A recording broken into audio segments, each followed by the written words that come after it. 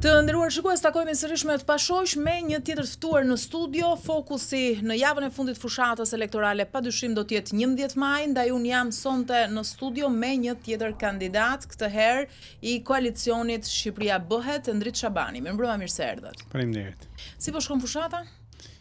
Koalicioni jon nisma Shqipëria Bëhet, po është i përbërë nga 3 grupime politike. Dhe padyshim që kemi shumë aktivitet në terren. Është aktiviteti i nismës Turë, është aktiviteti i lëvizjes Shqipëria Bëhet, është aktiviteti i lëvizjes për drejtat e punëtorëve, është një grupim tjetër nga diaspora që na është bashkuar, por duke qenë dhe me listë me gardë hapur, secili kandidat bën fushatën e vet, që jemi goxha aktiv. Edhe po ecën goxha mirë. Ajo që vëre unë është që kudo që shkoj, në qytet, lagje, rrugë më rrugë, më duket që shqiptarët e kanë vendosur për ta ndryshuar klasën politike. Pra, një situatë që unë se kam parë në 2026. Tani, se jeni me pritshmëri pak të lartë ju synoni 300.000 vota në kuti apo jo?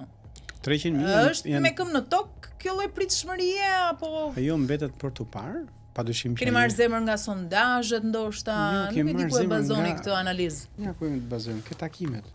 Se sondazhet jo çdo kush i beson, ëh? Ja, kjo sondazhe më mirë.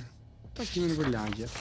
Mirë, ju mendoni që të gjithë ata që vinë në takime përkthehet në votë, sepse unë mund vi edhe nga kurioziteti, të dëgjoj ty, të dëgjoj dikë tjetër, dhe të vendos pastaj. Zakonisht, në një vend si Shqipëria, ku ti po shkove në takim të vjen partia edhe të heqë ndihmën ekonomike, pret dritat e teq nga puna, unë besoj që këto foto janë sondazhe më mirë, janë 10 fishi i votave. Pra, ai që të vjen këtu ka 10 vota mbrapa, sepse ai ka thyr frikën. E ka thyr frikën që do dali publikisht në mbështetje tënde. Se takimet të tilla të mbushura janë edhe nga partitë e tjera. Ka diferencë, sepse partitë e tjera janë partitë të stabilizuara, me grupe interesi, me struktura. Kujt i referohesh ti? Të dyja, si PD-ja, si PS-ja, kanë struktura që i kanë ngritur, nuk po aludoj para 90-s, po them të paktën në 90-ën. Dhe një pjesë janë në punë, pra ata vinë si pjesë orarit punës aty, sepse merr telefon shefi, i ndan aktivitetin me kuadrate, edhe pastaj i verifikon, bën apelin. Pjesa tjetër e PD-ja ka struktura, që do thot ka kryetar seksioni, grup seksioni, sekretar grup seksioni, ka vetëm një databazë, do të ketë një 20.000 njerëz që mund të lëvizë ku të doj.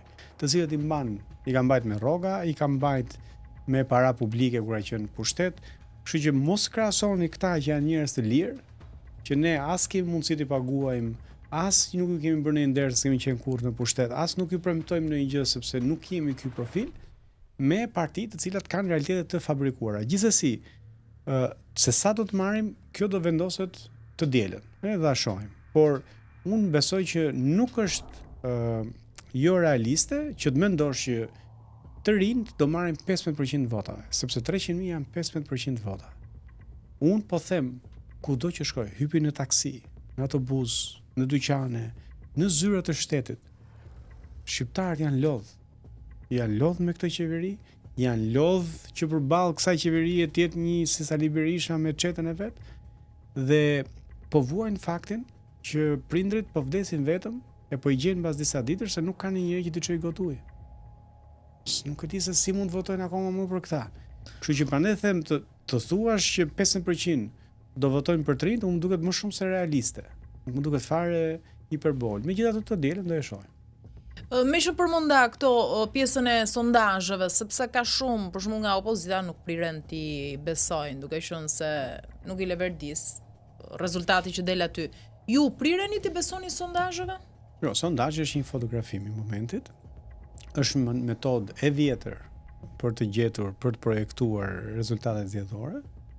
Dhe për forcat e reja në përgjithësi sondazhet i ulin në përqindje për arsye teknike, sepse për shembull elektorati PD-PS është ka 34 vjet, është stabilizuar.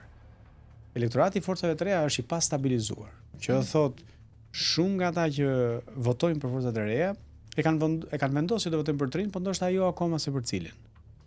Kjo është pjesa e parë. E dyta, mund të mos i arrish të gjesh sepse një pjesë e mirë, të paktën për nismëthurje, janë shtresë mesme, të cilët janë në punë, nuk janë prirur që të përgjigjen telefon, pra nuk kanë këtë kohën e lirë për të qenë disponibil për sondazhet. Ndërkohë, zakonisht ata janë elektorati gri, është quajtur. Pikërisht, po çfarë ndodh me anketuesët? Unë jam marr me këtë gjë edhe si pedagog edhe si studios. Kur ti bën telefonata, ka një tendencë si të gjesh të moshuar, të cilët kanë më shumë kohë të lirë dhe janë më të prirur për të folur në telefon. Dhe këtu shpesh sondazhet kanë një bias, pra kanë një anshmëri në kampion. Kështu që ka disa votues janë dhe ata. Po, ka një mbi përfaqësim të tyre. Pra nëse të moshuarit përfaqësojnë 30% popullsisë, mund të përfundojnë duke përfaqësuar 60% të sondazhit, pra të anketuesit, të anketës. Pra le të themi ti anketon 100 vet, 60 janë të moshuar. Dhe kjo ti deformon pak rezultatet se të mbi përfaqëson një pjesë të caktuar të shoqërisë. Jesi se nuk do ta bëj teknike. Ajo që dua të them është që unë mendoj që ne jemi shumë më mirë se sondazhet. Pra nëse sondazhet ne na projektojnë diku ke 6 deri në 10% të votave, ne si koalicion, unë besoj që jemi ke ajo që thash pak më herët, Këtë e bazon vetëm tek takimet në terren? Po ai është sondazhi më i mirë. Do të thënë, keni parasysh nisma thurje është themeluar në 2021. 3 muaj më pas ne u futëm në zgjedhje. Dhe unë kam pas mundësi ta shoh të bëj një lidhje midis reagimit të publikut, ndjeshmërisë popullore dhe votave. Ne kemi marrë pjesë në 2023-shin në Këshilla Bashkiake, ku fituam 5 këshilltar. Dhe kjo është hera e tretë. Dhe unë nuk kam parë në këto 4 vite, po edhe në rolin që kam pasur si aktivist shoqërisë civile, nuk kam parë kurrë një realitet si ky. Pra, një situatë si kjo, ku është pika e vlimit, ku shqiptarët më beso e kanë vendosur për ta ndryshuar klasën politike. Ju po bëni fushat në çdo cep të vendit? Apo jeni të përqendruar në Ne po bëjmë fushat në qendrat urbane? Jo vetëm në çdo cep të Shqipërisë, po edhe në diasporë. Por kemi ndarë rolet. Pra unë jam fokusuar, unë po drejtoj fushatën e Tiranës, të gjithë qarkut të Tiranës, Adriatiku me panon po lëvizin në rreth përqark Shqipërisë dhe takimin në diasporë kemi organizuar së bashku. Kur në Tiranë unë jam fokusuar, pra ekipi që ne jemi fokusuar, kemi shkuar në fshatra, kemi shkuar në përlagje periferike, kemi shkuar në bashki të cilat janë pjesë e qarkut, si në rastin e Rogozhinës, Kavajës, Kamzës, Vorës e kështu me radhë. Për shembull, kategoria e punonjësve të administratës 1, që janë pjesë e rëndësishme, pse mendon ti se do të guxojnë këtë herë dhe në thonjza do të rrezikojnë vendin e punës, sepse ata e lidhin votën me vendin e tyre të punës? Duke votuar për nismën Shqipëria bëhet, për mua dhe për koalicionin ton, ata e mbrojnë vendin e punës. Ne duam të çojmë përpara 6 reforma. E para është që t'i ofrojmë stabilitet në punësit civil. Pra depolitizojmë administratën publike. Çfarë thotë kjo? Do thotë që në punësit civil, nëse ka një mendim politik të ndryshëm nga eprori vet, nga ministri, nga shefi vet, të jetë i garantuar për sa kohë respekton ligjin. Pse nuk ndodh kjo sot? Ne kemi një ligj shumë të mirë për administratën publike, por eprorët e shkelim me 2 këmbët. E shkel ai. Ne s'kemi vuajtur ndonjëherë nga ligjet. Jo, ka një problem. E shkel eprori ligjin. Të heq nga puna. Shkon në gjykatë, e fiton gjyqin. Lekët i paguajmë ne si taksa pagues. Dhe ne paguajmë, dëmi është 100 milion euro, që ne paguajmë për të kompensimet të vendimeve që si kemi marrë ne, po i kanë marrë ca epror. Çfarë duam bëjmë ne? E hoqi nga puna ai eprori në punësin civil. Shkoi në gjyq, e fitoi gjyqin. Lekët ja marrësh nga xhepi eprorit, ministrit, drejtorit, shefit të burimeve njerëzore, kushdo që ka firmos për një shkarkim të palishëm nga puna, që gjykata ka konstatuar që rikthimin ose kompensimin të jetë nga xhepi vet. Çfarë bën kjo? Kjo i jep mbrojtje në punësit civil. Sa i kupton që nëse shefi vjen dhe i thotë do bësh share postimin, do bësh like, do bësh këtë, ai thotë shiko, e kam gjë në job description jo. Mirupafsh. Dhe drejtori ose eprori nuk guxon ta heqë nga puna ose ta kërcënojë me heqje nga puna, sepse do shkojë në gjyq edhe pastaj i bie të shesi makinën apo shtëpinë për të kompensuar në punësin e vet. Kështu që duke votuar për ne, administrata publike fiton jo vetëm lirinë, po fiton dinjitetin. Sepse çapo i bën kjo qeveri dhe ja ka bërë qeveria më parshme, i ka marrë dinjitetin. Shiko, e di çfarë do thotë punosh për administratën publike, është krenari. Njerëzit shkollohen, përgatiten, e ëndërrojnë kur janë student, ti shkon në administratë publike, bësh në punën civil dhe të trajtojnë në një mënyrë skandaloze. Të detyrojnë të vish aty të numërojnë në për takime. të marrin si dele, të detyrojnë të bësh share dhe të bësh like, pra të hynë në jetën private. Domethënë e gjitha këto nuk janë ato që kanë ndërruar në punësit civil. Që ne po luftojmë edhe për ta. Kështu që jam i bindur që vota për ne është vot për ta, është vot për shtetin shqiptar, është vot për konsoliduar pensionistët në takimet e tuaja në terren, takime elektorale, si bindni ju për votën e 11 majit? Çfarë u thoni pensionistëve? Shiko, padyshim ai që vjen në takim është i bindur. Ka një arsye pse vjen aty. Mirë, po ata janë një kategori, ata janë në hall më të madh, se kush është misioni? Ata syti kanë nga rritja e pensionit. Jo. Meraku më i madh që kanë pensionistët sot është ikja e fëmijëve. Padyshim pensionet janë pasojë, sepse ikja e brezit ri është ikja e kontributësve në sigurimin shoqëror. Është shpërbërja ose ndarja e familjeve shqiptare. Ata, siç thash, janë 200.000 pensionistë që jetojnë vetëm. S'ka njëri që të çojë një gotë ujë. I shohin fëmijët nga WhatsApp-i. I shohin një për mbesa që i rriten nga interneti. Si do kontriboni ju për ta? Tani, duke shturë rrjetin e Merimangës. Shiko, unë jam akademik. Në krye të shkencës në Shqipëri është ish ministri i Partisë Punës. Pse është më i zoti? S'ka pas 34 vjet këtu të rinjë të reja të shkolluar që mund ta drejtonin shkencën në Shqipëri. Një Mira Murati për shkak që të vinte këtu. Ç'a ndodh është që është rrjeti i Merimangës që fillon ke parlamenti, sepse u mblot parlamenti për të shtuar mandatin Skënderbej Gjinushit. Ka të rinj që duan të merren me biznes. Si lën ata? Gjergj Luca me që e kemi përmendur edhe herë tjetër, po Zamir Mane, po Çet Kastrati, po Vilma Nushi, këta janë. Kushdo që do të bëj biznes, do duhet punoj për këta, sepse tregu është i kapur. Sepse kanë një qeveri që punon për ta, kanë një parlament që bën ligje me porosi për ta. Siç e pam kur doli skandali i Ilir Metës që shkëmbente një ligj, domethënë për Zamir Manen me një vil. Tani, nëse prindërit i duan fëmijët këtu, duhet që këtu ne të krijojmë shanse barabarta, por ne nuk mund të krijojmë shanse barabarta pa e shbër dhe pa e shturur këtë rrjet Merimange që fillon nga parlamenti. Po i hyun më thellë analizës votës një pensionisti. Ata thon ose i thon të tjerët ndoshta që këta të rinj mund të marrin një numër të mirë votash, por nuk mund të vinë në pushtet. Të paktën që këtë herë. Një analizë me këmbë në tokë.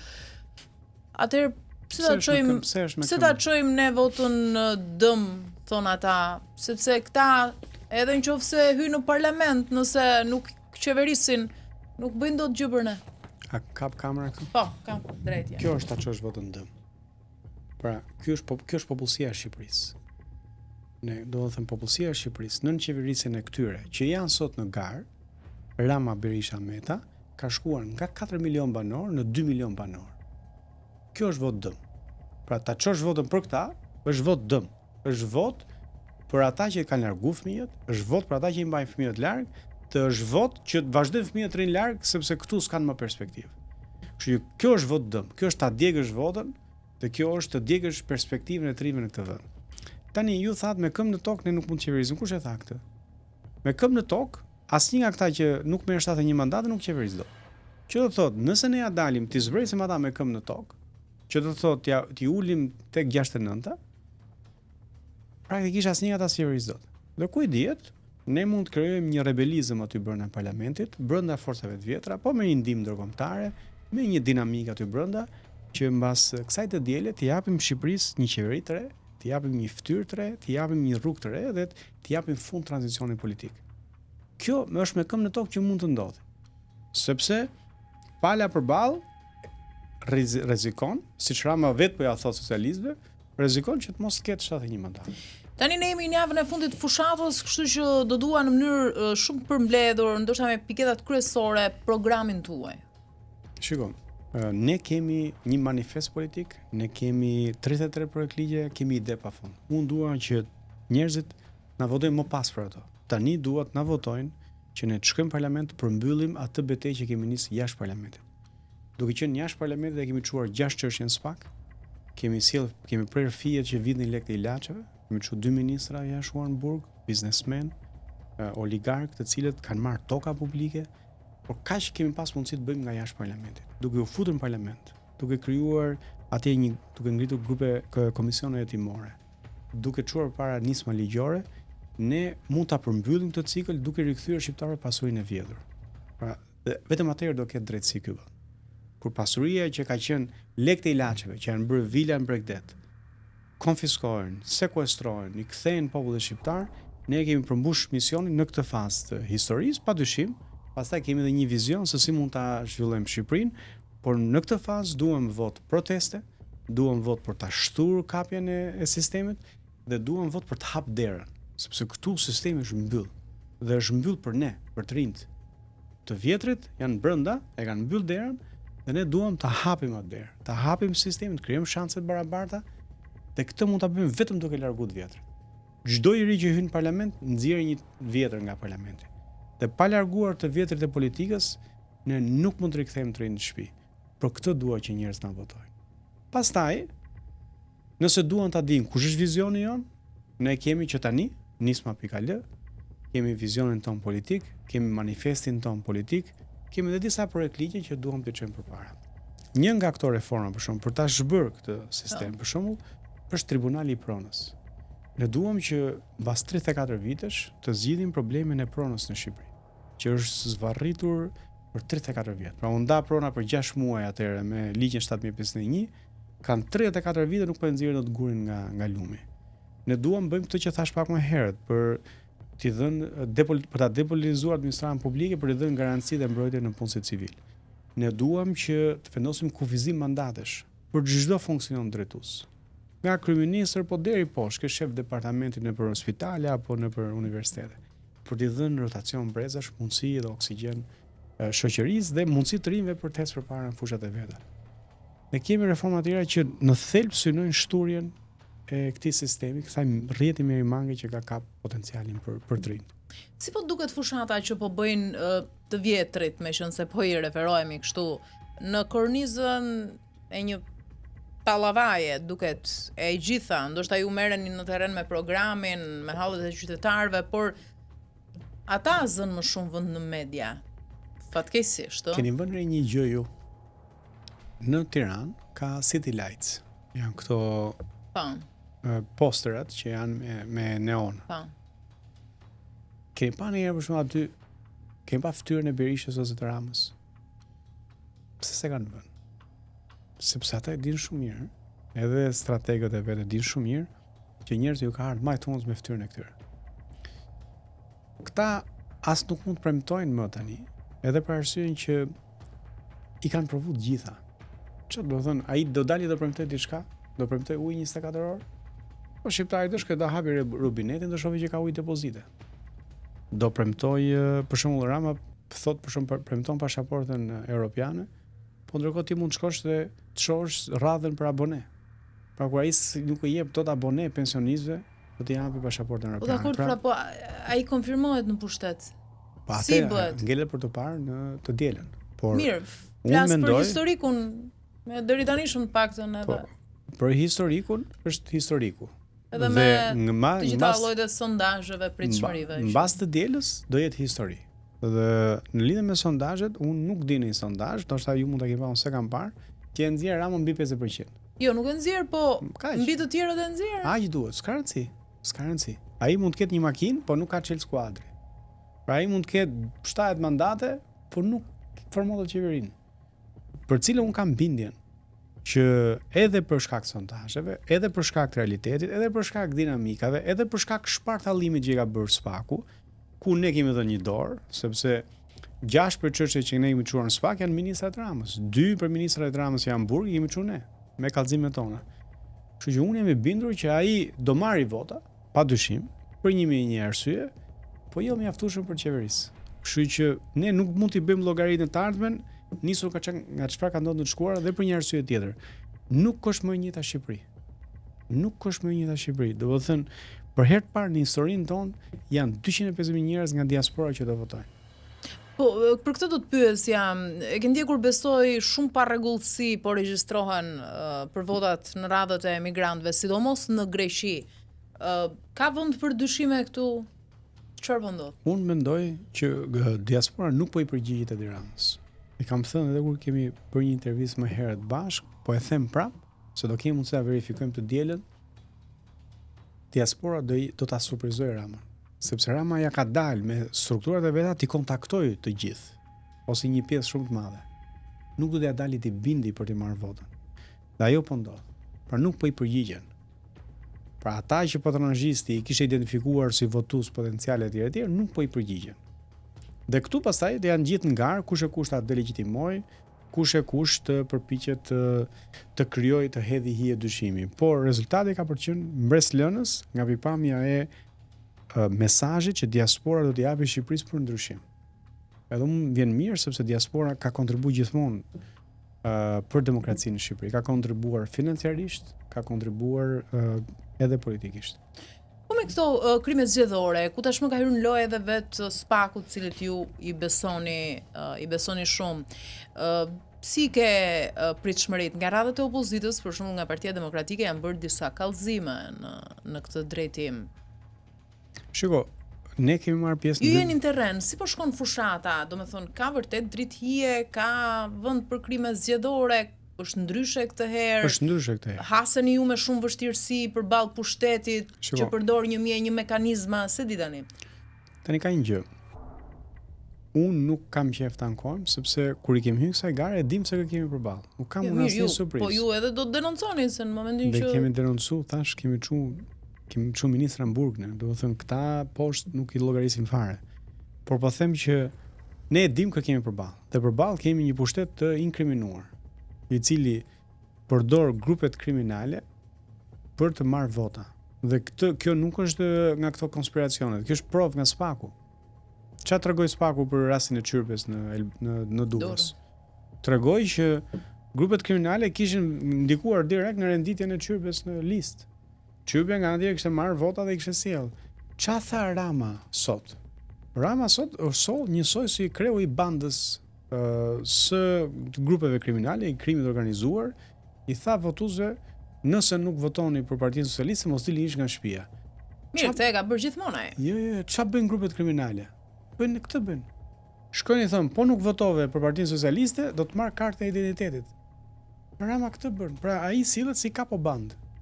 Pra nëse ndodh kështu atëherë ribie që ai fiton në mas. Ai nuk do të fitojë dot. Ky është problemi. Sepse pavarësisht të gjitha përpjekjeve, pavarësisht grupeve kriminale, pavarësisht të gjithave, ka më shumë popull përballë se ç'i duhen atij për qeverisur.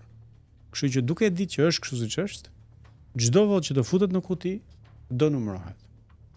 Para futjes në kuti, ai do të vazhdojë me të njëjtat metoda. Do blej vota, do intimidoj votues, do angazhoj administratën publike, do kërcënoj administratën publike, vepra penale të cilat unë besoj shumë shpejt ai do jap llogari përpara SPAK-ut, përpara drejtësisë, po sigurisht në dielën dhe përpara shqiptarëve. E ke dëgjuar edhe ti në terren nga populli rëndom fjalinë e famshme ky e ka të marr?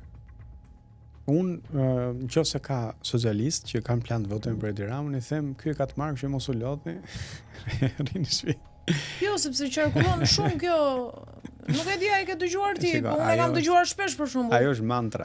Mantra që këta e përdorin për çfarë. Ky e ka të marrë.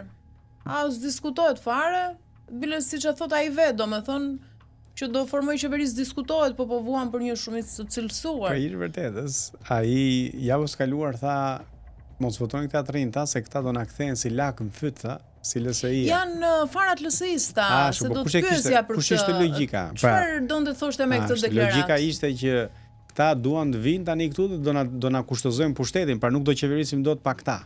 Se këtë i bëri LSI-ja. Tani problemi është. Ja, e tha me konotacion negativ tani se. Padyshim pra ideja ishte rikthimi i mesazhit që unë du gjithë tepsin për vete. Sepse kështu fitojnë 2017. Tha pse ta ndaj tepsin tha me LSI-n, ta kem gjithë tepsin për vete. Dhe çapo i thoshte socialistë ishte që shiko se po fituan këta, që praktikisht i bie që dhe ati i dalin projeksionin që do fitojmë. Atëherë ne nuk formojmë të qeveri, kështu duhet ta ndajmë tepsin me këta.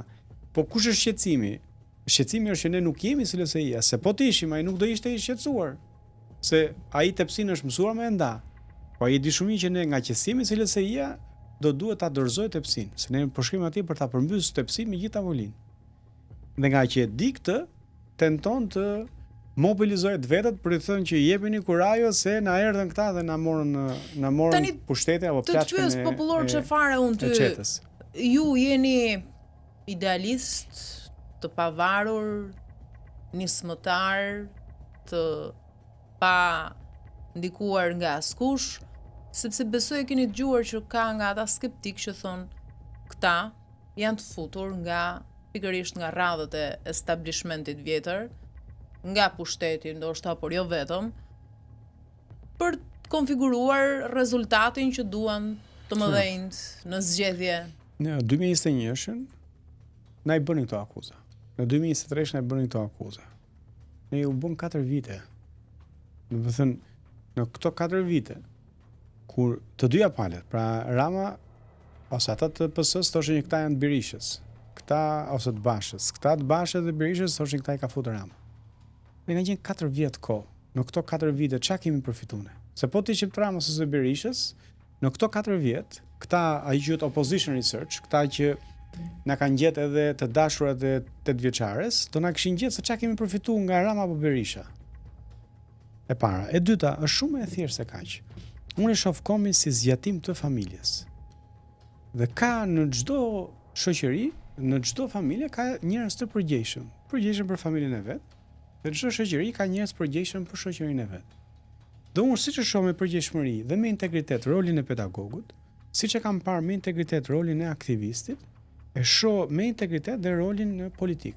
Qoftë në Këshill Bashkiak, që kam 2 vite eksperiencë dhe provë që nuk kam çeduar, nuk kam lëviz majtas djathas, kam bërë interesin publik, siç kam treguar 15 vite si aktivist që kam bërë gjithmonë interesin publik, siç kam treguar si pedagog që kam integritet dhe e bëj punën time me seriozitet, jam i bindur që edhe kur jemi në parlament apo nesër në qeveri, do kemi mundësi të tregojmë të njëjtën gjë. Po mund të ketë në radhët e të tjerëve, në radhët e të rinjve, element të tillë, për shembull, ka vend ky lloj dyshimi, ky lloj skepticizmi, paragjykimi, thuaj si duash. Dyshim le të ketë, beso dhe kontrollo, por ne nuk mund të fajsojmë të rinjt për krimet e të vjetërve. Se mendoj tash ta përdojmë një logjik me çdo profesion. Pra të themi që me që ka disa mjek të korruptuar, të mbajmë këta mjek të korruptuar se edhe studentët e ri kur të vinë do korruptohen. Kjo s'ka sens logjik. Pra, atë që e kemi kap duke vjedh, atë që e kemi kap të korruptuar, atë që na ka gënjur, e largojmë, e ndërshkojmë dhe i japim mundësinë dikujt tjetër. Na gënjeu, na mashtroi, e heqim. Na vodhi, e fusim burg. Kështu është në shoqëria përpara. Po se në shoqëria mbaj majdutin, se kam hallse edhe ky tjetri më bëhet se ky ajduti që kisha. E ke parë videon satirike, besoj të kryeministrit, e ka bërë shpesh atë të një dialogu mes Sali Berishës dhe Adriatik Lapajt për bashkim pas 11 majit. Shiko, e pash se tani ka nxjerrë dhe spot, ka paguajtur dhe lek, ka bërë një video të animuar ku unë dhe Adriatiku i bëjmë masazh Berishës. Berisha plak është, padyshim. Mira, ai është nisur dhe nga deklarata e fortë që ka bërë Lapaj për shembull, që nëse do të jetë në dorën tonë, do ta lëm Ramën në opozitë. Çfarë do thotë kjo? Tani logjikisht të çon tek një bashkëpunim me opozitën, me PD, apo? Jo, përkundrazi. Pse, po si? Po pse, vetëm Berisha që ka alternativë, ç'është më bëhet. Do të thonë ne jemi në garë sepse ne besojmë që Rama duhet ikë, Berisha s'duhet vi. Pra ky është skenari më i mundshëm jemi ne. Nuk është Berisha, 81 vjeç, nuk është as Rama, që ka 188 pushtet. Por jo, se deklarata po tjetë në dorën tonë. Tani, unë nuk e lexoj ashtu, por s'ka rëndësi. Unë di që betejë ballore me Berishën në këtë vend nuk ka bërë njëri më shumë se unë, nuk ka. Mund të ketë bërë një soi, por më shumë nuk ka. Domethënë ju e përjashtoni kategorikisht bashkëpunimin pas 11 majit apo kur mos thuaj kur, në varësi të Tani, unë besoj që një njeri që bashkëpunon me Berishën apo me Ramën mbas 11 majit, përveç se nuk ka moral, nuk ka as mend.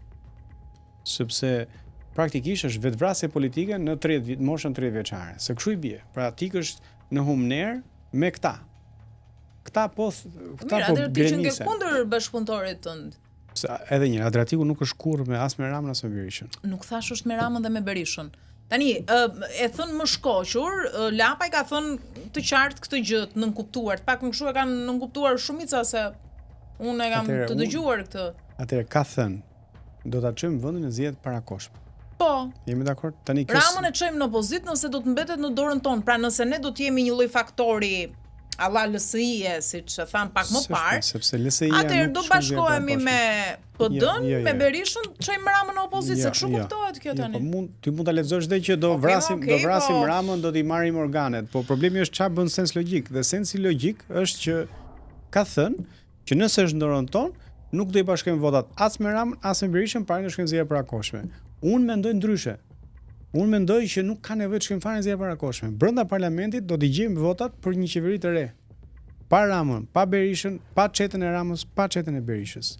Me një ndihmë ndërkombëtare, ne t'i japim Shqipërisë nga e hëna që vjen. Ndihmë ndërkombëtare si, se nuk është kaq me buton kjo. Me buton s'është, por ju keni parë ligjin për dekriminalizimin. Tani ju keni marrë ndonjë mbështetje, ndonjë premtima, keni ndonjë nuhatja, ndonjë shpresa? Unë kam logjikën. Unë kam, do të thënë, analizën logjike. Që nëse Rama nuk formon dot 7 mandate, po. I vetëm. Po. Dhe ata të vetët e shohin që ai nuk qeveris dot, do të rebelohen. Nëse Berisha mbije në kuotat e jashtëzakonshme siç unë mendoj që do bie, ata të vetët, jo çeta, se çeta do i shkojnë deri në fund bashkë me Berishën, do rebelohen. Po edhe shumë të rinj deri në parlament, ne do i krijojmë votat brenda parlamentit, thash me një ndihmë ndërkombëtare, do formojmë një qeveri që e para ti të re, e dyta me fytyrë të re dhe mos ketë asnjë nga anëtarët e çetave që kanë vjedhur Shqipërinë dhe shqiptarët. Nëse jo, pastaj sigurisht zgjedhjet parakoshme janë aty një opsion. Po e thua me siguri këtë, domethënë. Jo, nuk them me siguri, më bën sens logjik. Pra unë kam parë që 5 deputet të parlamentit të legjislaturave të mëparshme kanë votuar për ligjin për dekriminalizimin, duke qenë vetë subjektet të dekriminalizimit. Pra, e dinin që do humnin mandatin dhe ngritën dorën votuan. Votuan pro reformës në drejtësi 140 deputet. Edhe këta që e shanin, edhe këta që e shanin sot, e kanë votuar atëherë. Berisha, Meta, edhe këta që janë në burg sot. E kanë votuar atëherë. Si e kanë votuar ata? Të gjithë e dim me një lloj influencë. Jo, po Rama nëse si bën e vetëm me PS 71 mandate mund t'i bëj me ndihmë për shembull.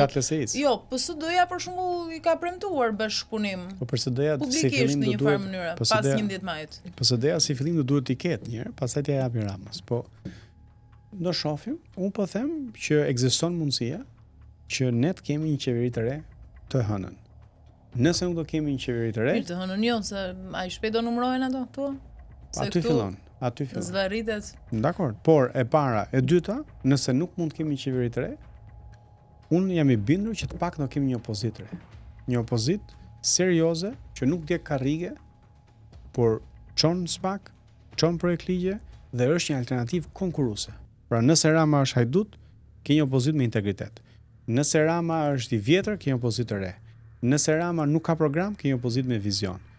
Këtë pa dyshim që ne mund t'ia ofrojmë qytetarëve shqiptar, por me një angazhim më të madh të popullit, nëse ne dalim marrim 300.000 vota, që thotë me gjithë forcat e tjera të reja të bëjmë 400-500.000 vota për të rinjt, më besoni të hënën do kemi qeveri të re. Është opsion bashkimi të gjithë ju të rinjve pas 11 majit? Domosdoshmëri, padyshim. Jo vetëm opsion, por domosdoshmëri. Unë personalisht po mirë se jo të gjithë duan, se ishte ashtu do ishit bashkuar para 11 majit, jo. Për shembull Agron Shejai nuk do, Arlind Qorri nuk do. Dhe prandaj do ndëshkohen.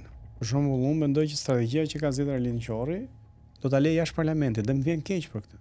Sepse njerëzit do shkojnë të votojnë për Arlindin, po ndërkohë i pari është Redi Muçi. Dhe kjo mund t'i japi një strategji që ta dekurajojë votuesin. Një. E dyta, duke dalë më vete, shumë votues mund të thonë që shiko pse ta djeg votën këtu kur kam një koalicion më të madh të rinj që projektojnë që do jenë në parlament. 2. Por nëse ja dalin, kushdo qoftë atje, unë do përpiqem maksimalisht që t'i bëj të gjithë të rinjt bashkë. Dhe jo vetëm të rinjt tan, po edhe të rinj që gabimisht historia i ka çuke forcat e vjetra politike, t'i marrim këtej, t'i sillim rrugën e dur, t'i japim vendin qeverit të re e të ecim përpara.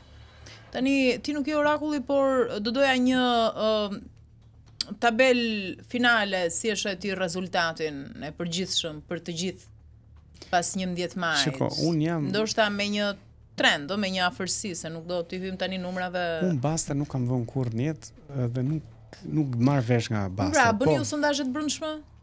Focus grupe. Fokus grupe. Mirë, nxjerrin edhe ato një rezultat. Ato i bën për të kuptuar mesazhin. Çfarë prodhojnë fokus grupet e kjo? Na ndihmojnë të kuptojmë më mirë si po komunikojmë me qytetarët. Çfarë keni kuptuar deri tani nga fokus grupet për shkak? Që shumë nga mesazhet tona duhen zbërthyer më thjesht. që njerëzit nuk e kuptojnë mirë sistemin zgjedhor. Që ndërkohë që shqiptarët ankohen shumë për problemet ekonomike, sepse ato janë problemet ekonomike, ka një pesimizëm të jashtëzakonshëm për që a do të zgjidhen apo jo, sepse në fakt burimi nuk është nuk është këtë çështjet ekonomike, ato janë pasojë, burimi është e kapja e shtetit. Kështu që fokus grupet, po edhe takimet me qytetarët, bisedat e vogla në kafe, në rrugë, ke dyqani, dikush që të ndalon edhe që të flet problematikat e veta, të ndihmojnë për të komunikuar më mirë, edhe vizionin ton, po padyshim edhe për ta zbërthyer në praktik ato çështje që unë ndoshta i njoh edhe në teori. Gjithsesi për të rikthyer ke pyetja juaj. Çfarë mendoj unë? Çfarë projektoj unë dhe çfarë parashikoj unë? Të hënën në mëngjes, kur njerëzit zgjohen, hapin televizorin apo futen në rrjetet sociale, hapin celularin, bëjnë scroll dhe lajmi. Klasa e vjetër politike ka rënë. As Rama as Berisha nuk formojnë dot qeverinë. Të rinjt masivisht janë futur në parlament. Nëse ne ishte një ëndër e bukur. Kjo do jetë fatkeqësisht e quaj kështu ose kjo mund të jetë, dhe unë besoj që do të jetë realiteti. Nëse ne i japim këtë emocion shqiptarëve të hënën, e kemi arritur qëllimin. Kjo, do të thënë, ai momenti zgjimi në mëngjes që ti lexon që këta ranë, që gjëra po ndryshojnë, që të rinj po vinë, ne ja dolëm. Pastaj e marrin vetë shqiptarët në dorë. Të jesh i sigurt që po ta zgjojmë atë shpresë, po ta vrasim këtë stagnacion, këtë ndjesi pesimizmi, ne kemi hapi derë që shumë shpejt Shqipëria do të heci me hapa të cilat sot nuk ndodhin për shkak sepse është mbyll dera. Mirë, ti e di që fatkeqësisht në Shqipëri funksionon ende militantizmi, domethënë këtu një pjesë dërmuese janë militant. Po majtas o djathtas. Fatmirësisht jo shumë. Për asnjë arsye ata nuk e tradhtojnë votën e tyre. Shiko, një pjesë është zakon. Ai është mësuar të shkojë ke një të dyqan. Është mësuar të shkojë te një të vend, por po ndryshon. E para dhe e dyta, jo të gjithë. Çka kam vënë re një gjë shumë interesante është dialogjet brenda familjes. Që të rinjt votojnë për ne. Dhe shpesh të rinjt po tërheqin prindrit me vete. Të rinj që i marrin nga jashtë telefon, që i marrin prindrit tu dhe i thonë votoni për të rinjt. Të rinj që janë këtu edhe bën debat me prindin që pse do votosh akoma për këtë ose për atë, akoma ti me këtë dhe me atë. Por mua kjo më jep shpresë, sepse tregon që këtu gjërat po ndryshojnë dhe të rinjt po marrin përgjegjësitë që i takon në shoqëri. Padyshim ka dhe shumë të moshuar që megjithëse kanë 34 vjet që votojnë këta, kanë aq respekt për veten sa nuk duan që këta të treqin për hunde e t'i gënjejnë për një herë të sa i bie në këtë rast, herë të katërt, si Rama si Berisha. A mund ndodh që pas 11 majit alibia juaj të jetë ndërhyrje, deformim, manipulim, pra të mos njihni rezultatin, po themi? Ju keni dëgjuar Berishën për 34 vjet. Ka pranuar ndonjëherë zgjedhje që thotë për shembull kur ka humbë që unë humba se bëra gabim, nuk ndeshën njerëz, jo. Keni dëgjuar një Ramon pranë humbjen? Jo. Më keni dëgjuar mua që ta ankohem se më vollën votat? Kur? Pra kam marrë pjesë në 2 palëzjedhje. E kam pranuar rezultatet? Jam organizuar më mirë? Jemi ringrit në këmbë? Kjo do thotë që ju besoni në proces zgjedhor të liret ndershëm në këtë vend? Unë besoj sepse raportet e OSBE-Odirit këtu nxijnë gjithmonë. Edhe një herë. Unë besoj tek serioziteti jon për të mbrojtur votën e shqiptarëve që na besojnë. Do e mbuloni në të gjithë vendin në çdo kuti. Vëzhgimin në çdo kuti. Do të thënë, e para është ajo që kemi bërë më parë. Pra ne kemi vëzhgues të trajnuar serioz, këmbgulës, të cilët çdo vot, çdo kuti e monitorojnë aty, raportojnë në kohë reale tek qendra jon. E dyta, se është një gjë që ndoshta se kemi artikuluar ende, po ne po ndërtojmë një sistem me inteligjencë artificiale, që jo vetëm që do analizoj këto raportimet që ne bëjmë në kohë reale të vëzhguesve, se keni parasysh për ata që nuk kanë eksperiencë. Çdo flet votimi që vjen skanohet dhe del në një ekran. Vëzhguesi e shikon ke ekrani dhe ka një aplikacion që e raporton në kohë reale. Dhe ne pastaj bëjmë kombinimin e dhëna. Përveç kësaj, që ajo në vetvete do analizohet për të parë këto që janë patterns. Pra, duke si mund të përkthehet patterns, po për të parë patterns të votimit, për të parë në një anomali aty, E dyta, ne kemi bërë një marrëveshje me një kompani ndërkombëtare që të gjitha filmimet t'i analizoj dhe përmes inteligjencës artificiale për 2-3 orë të rinumëroj edhe një herë të gjitha votat.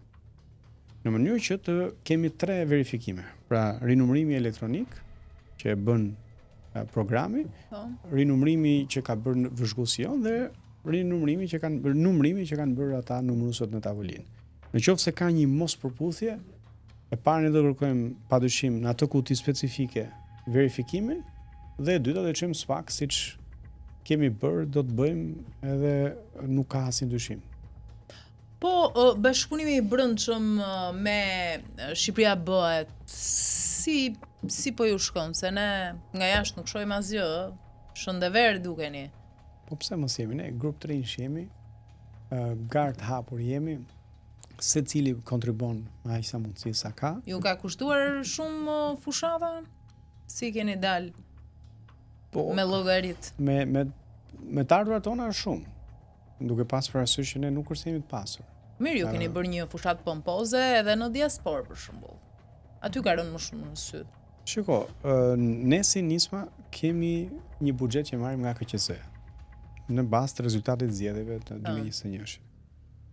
Kemi kontribus qoftë në diasporë, qoftë në Shqipëri që dhurojnë kryesisht in kind. Pra dikush mbulon një sallë, dikush mbulon një flepalosje, dikush mbulon një shpenzim tjetër. Jemi gjithë profesionistë, se ne nuk jetojmë politikë. Ne jetojmë profesionet tona, kështu që një pjesë e kontribuojmë dhe vetë.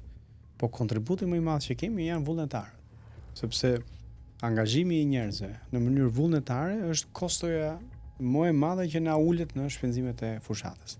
E megjithatë kemi goxha kufizime. Ka shumë gjëra që ne mund t'i kishim bërë, që do donim t'i kishim bërë, po që tani me shumë gjas ose bazuar dhe në këto pritshmëri e analiza që folëm me shpresë të madhe, ju do të jeni në parlament.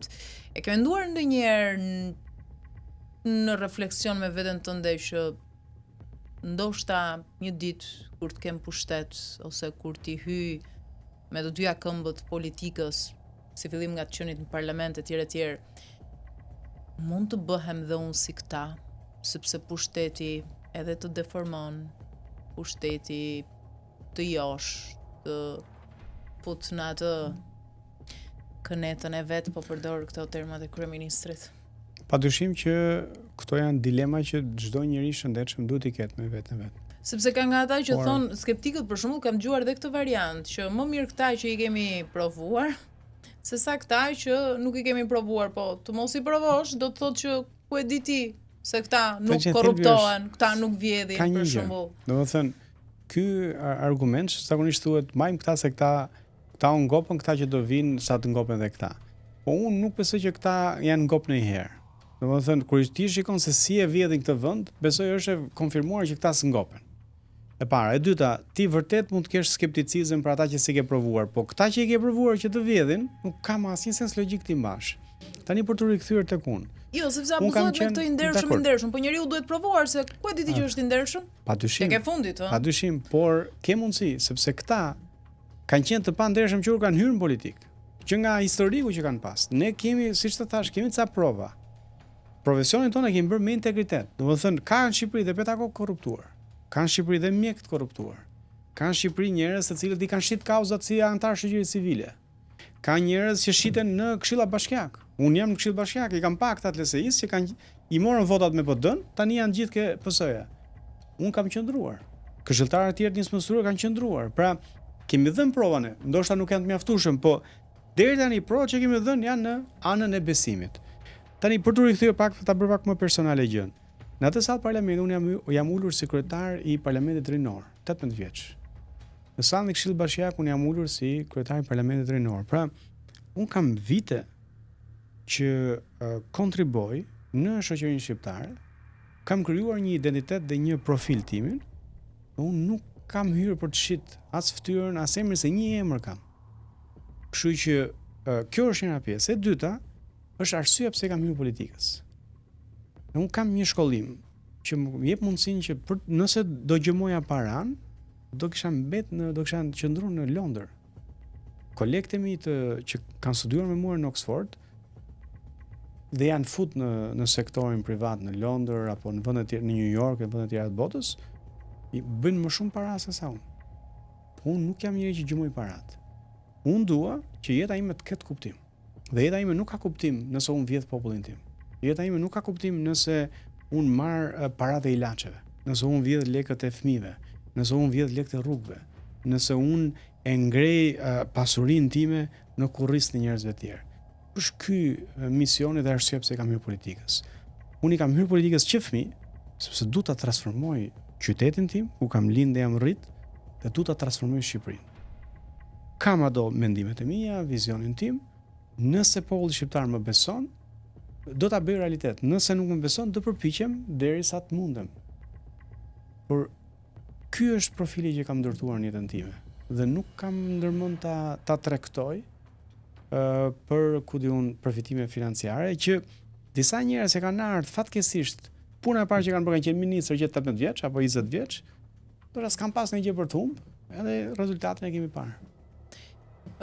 Nga fushata që ke ndjekur deri më tani, besoj i ke parë këta që ke përballë, i referohem këtu Ramës, Berishës, këtyre që ju i keni shpallur luftë politike. Si të duken nëse arrin të interpretosh, perceptosh apo të njohësh edhe gjuhën e trupit, edhe qasjen e tyre, sjelljen, retorikën, fushatën, reagimet, propagandën, çfarë kupton? Si, të thua në raport me ne, në raport Jo, në raport me rezultatin e 11 majit. Unë mendoj që janë shqetësuar.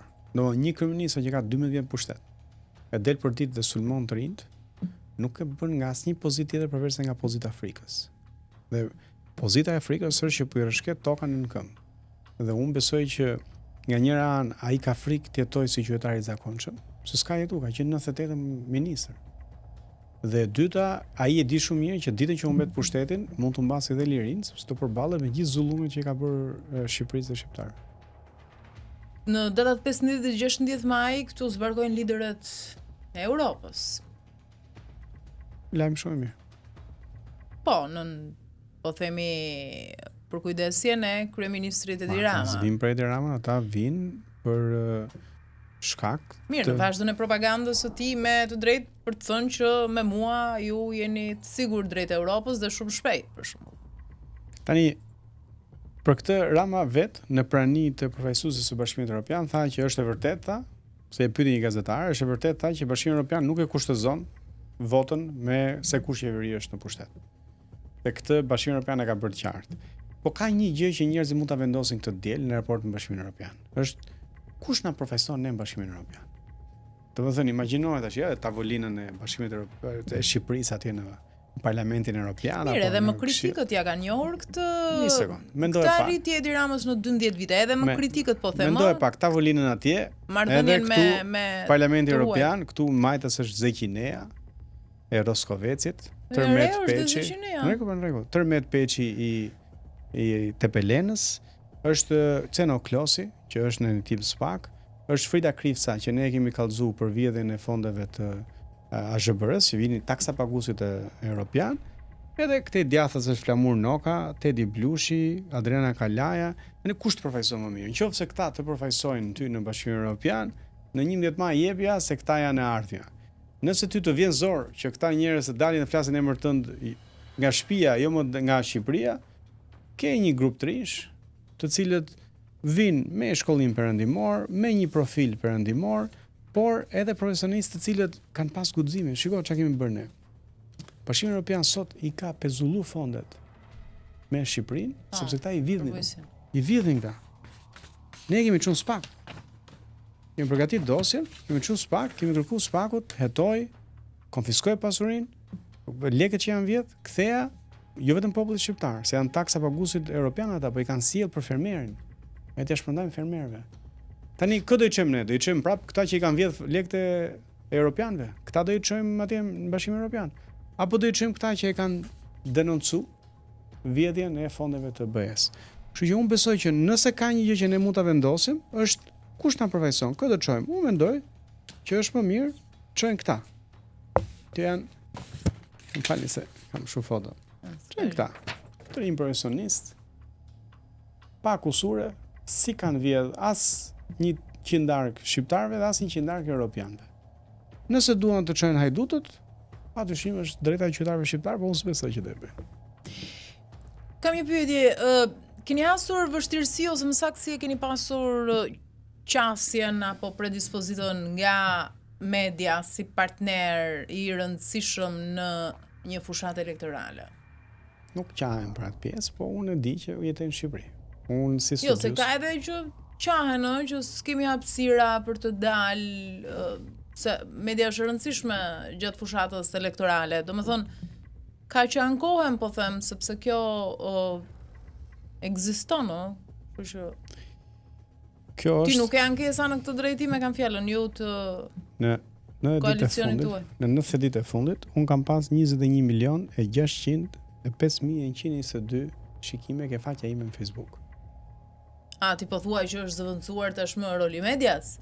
Unë, Edhe nuk e ndjen të nevojshme. Vetëm javën e fundit, unë kam pasur 3.933.685 shikime ke faqja ime në Facebook. Unë komunikoj direkt me njerëzit. Domethënë një celular, një palë atlete të reja, rrugë më rrugë, një flepalosje në dorë, diskutim, hyp në autobus, zbrit, hyp në taksi, futu në dyqan. Këtu janë njerëzit. Nuk çoj mesazh, bëj një lidhje live, nuk kemi më kohën që ne kemi varësi nga media. Tani, a është media Shqipëri e kapur, e koklavitur, e kokolepsur? Është. Unë kam punu si studius. Unë kam bërë studime me disa aktorë ndërkombëtar për media në Shqipëri. E njoh shumë mirë, e njoh problematikat, njoh se si shitet hapësira televizive, cilën ne s'kemi as para ta blejmë, po as synim ta blejmë, ka shumë problematika. Por të rrim tash të qahemi për një realitet që e dim që se si është, unë nuk mendoj që fitojmë në një gjë. Na është dhënë hapësirë, edhe më pak prisja, të jemi sinqer. Edhe më pak prisja, pse ne denoncojmë gjithë sistemin. Disa nga oligarkët që ne kemi çuar pak, po janë pronar mediash. Çështje për shembull kjo e zhbërës, aty përfshihen gazetarë të famshëm, përfshihen drejtues emisionesh. Pse çfarë? Mua do marrin emision ata. Mua do më japin një dorë ata. Unë e di këtë mohabet. Por kjo është betejë. Ky është misioni që kemi, kjo është rruga që kemi. Unë e vana hapësirën do pyes Arlin Qorin për këtë, sepse ai e kam dëgjuar që ankohet për këtë pjesë. Jo, po mirë, media është pushtet. Në momentin që është me integritet, atëherë është pushtet dhe pushtet shumë i fuqishëm. Në momentin pastaj që hyn këto historitë të tjera, ka një, ta thash edhe një herë. Por edhe që thuash s'kemi nevojë për median, kjo më duket pak. Jo, shikoj. Unë nuk po them që s'kemi nevojë për media. Sigurisht që ka alternativa, ka rrjete sociale plot e tjera. Pjesa që po thëja është kjo. Media kontrollohet nga oligarkët. Nëse ne luftojmë oligarkët që mos ta nxjerrin mediat, është kostoja më e vogël. Nëse ne çojmë oligarkët në SPAK, mos ta nxjerrësh media është kostoja më e vogël. Për që jemi sinqert. Nëse hapësira mediatike shitet, dhe ne e dimë që hapësira mediatike shitet. Emisionet tani në fushat shiten, hapësira mediatike minutat shiten. Ne e dim të. Normale. A e dim ne këtë? Tani, për sa kohë ne e dim këtë, për çfarë qahemi kot? Do të thënë, kur i kemi hyrë kësaj gare e dinim që përballë kemi një palë që vepron në këtë mënyrë. A duhet ta denoncojmë? Po. A duhet të qahemi qyra vitemi? Unë mendoj që jo, po është zgjedhje personale e kujdo. Unë di që edhe pa media ne do fitojmë, sepse kemi celular, kemi atlete, kemi letër, boj e letër. Unë nuk po them që do fitoni nga media, po nga që e kam dëgjuar edhe këtë që hapësira i jepet të mëdhenjve. Po është e vërtetë është. Jo vetëm hapësira. Jo vetëm hapësira, po këtu ja kanë shpif njerëzve. Zgjon mëngjes ai, Sali Berisha doli nga shtëpia. Edi Rama postoi këtë gjë. Ai u fut në Facebook. Do të thënë këtu dy personazhe telenovela ja kanë shpif njerëzve. Dhe çfarë po bëjnë ata? Më shumë se na dëmtojnë ne, po dëmtojnë veten. Sot media televizive po e humbet audiencën për shkak se abuzon me besimin e njerëzve. Për të keqen e vet. Pa dyshim, nëse ne nesër do kemi më shumë pushtet, do duam të kryejmë kushte reformimi dhe për median. Pse?